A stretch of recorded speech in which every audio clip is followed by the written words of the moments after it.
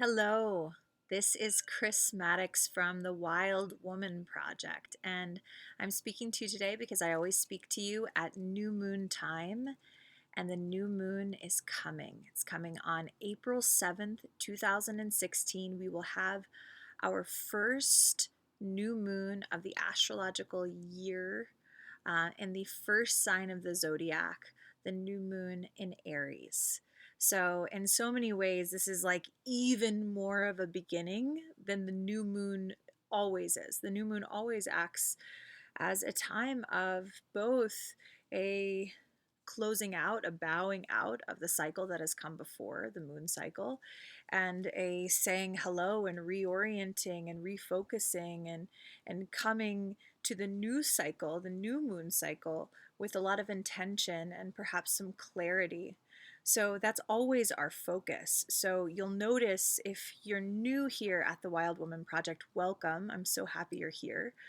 We make a really big deal out of this time. In fact, there are Wild Woman circles happening all over the globe, and these are groups, circles of women coming together, sitting down around a particular theme, the theme that we're going to talk about today, and exploring through visualization, through inquiry, through sharing with one another, through ritual, and always a different theme every cycle. So you here joining in this video and beginning this contemplation is a part of that larger movement that's happening.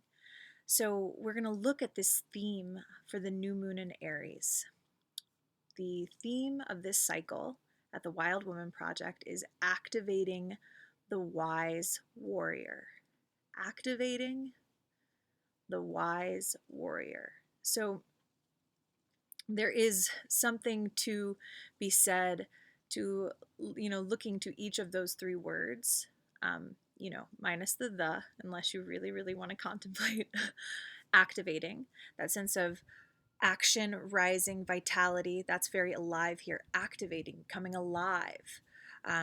Wisdom, the wise part of the warrior. So a warrior without her wisdom is maybe a little hot-headed, lacking in discernment, fighting for no reason.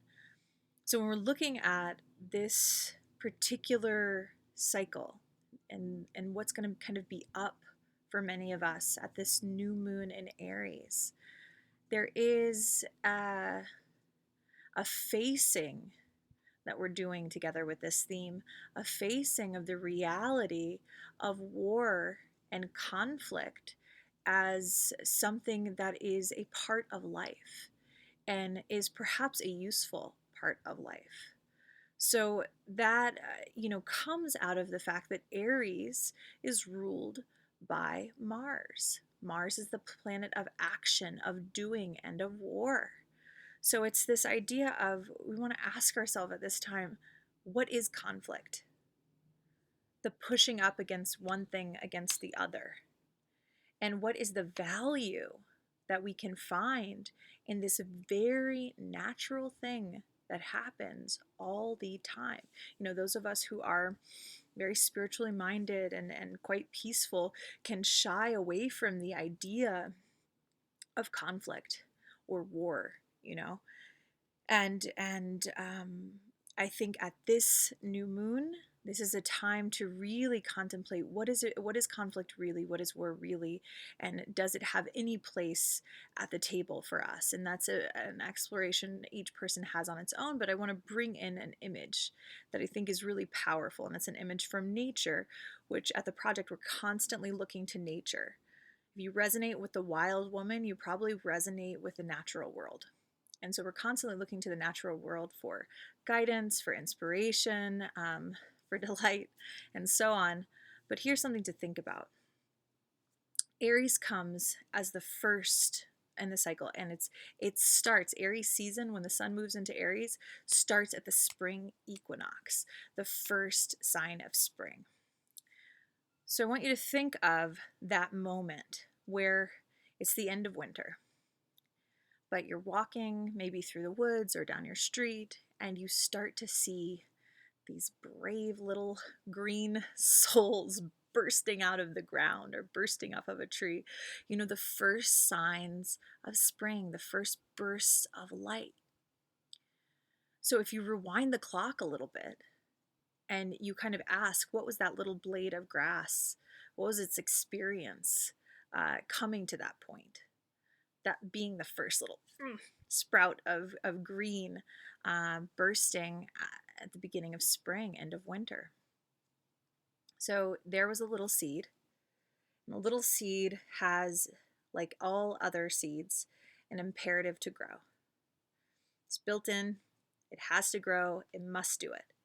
And there it is sitting under the soil and sitting under the force of gravity, right? So here's the little seed going, ooh, I really need to grow. And here's gravity pushing down on it. Here is the soil in some ways pressing down on it, in some ways nourishing the seed, yes?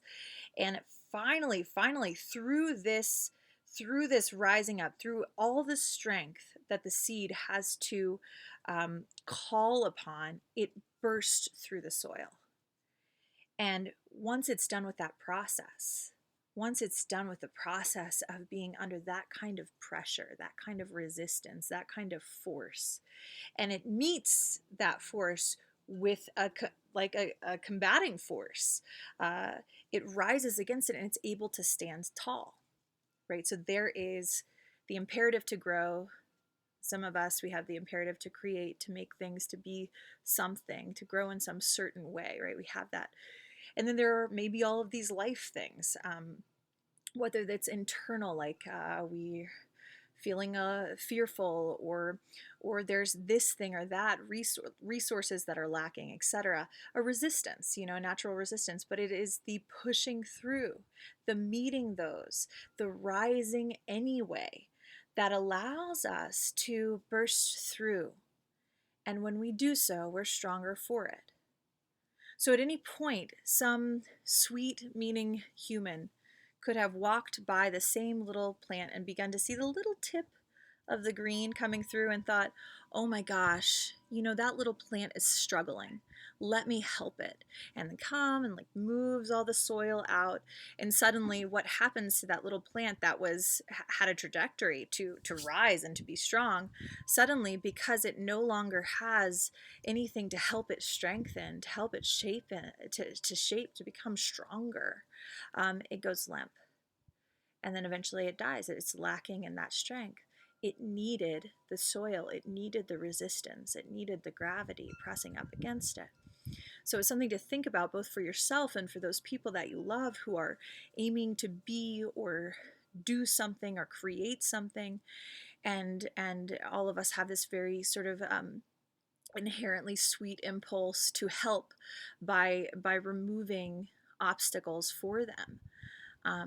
There's something to be said of what happens to a person when they move through something like that, when they are faced with some conflict and they have to rise. They're shaped by this. Ask any person, yourself included, to look back at a pivotal moment in your life where you did something. Maybe you graduated from school, or you made some big accomplishment. You had a baby, you built a house, you built a business, whatever it is for you, where you go, that was a feat. I put my blood, sweat, and tears into that, right? Those are very Aryan things, very war things, blood, sweat, and tears. I put my blood, sweat, and tears into that.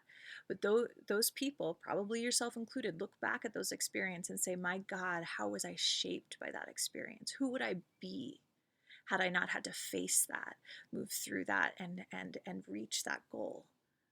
So these are the kinds of things that we want to be thinking about at this new moon in Aries. And this is going to be the journey in circle. Find a new moon circle in your local community. I'll put links underneath this video. It's also in the New Moon Companion, which is something you can download from anywhere if there's not a circle near you, or you can't make your circle, or you just want to have a solo journey. We're going to be looking at what is the big thing. Because this is the beginning of the year, we're not only looking to create intentions for this moon cycle, but we're looking kind of more long term for perhaps, the next year out. What is the big thing? Is there a big thing that we want to be, create, bring forth? And we're going to get really clear on what is our resistance point and how do we meet that resistance. So we are, in fact, leaning up against, we are not, um, we are leaning up against, we are not, what am I trying to say? We are fighting for what we want. We are going for it. We are daring, and we are not shying away from the concept of conflict and creation and battle. So, if this seems like an interesting exploration for you, perhaps all you need to do is kind of sit with these ideas on the new moon on April 7th, make some intentions. If you find your way to a circle, great. If you want to download the new moon companion, great.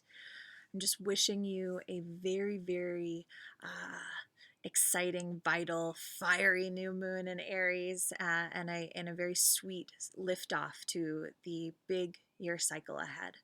So I will see you always at thewildwomanproject.com.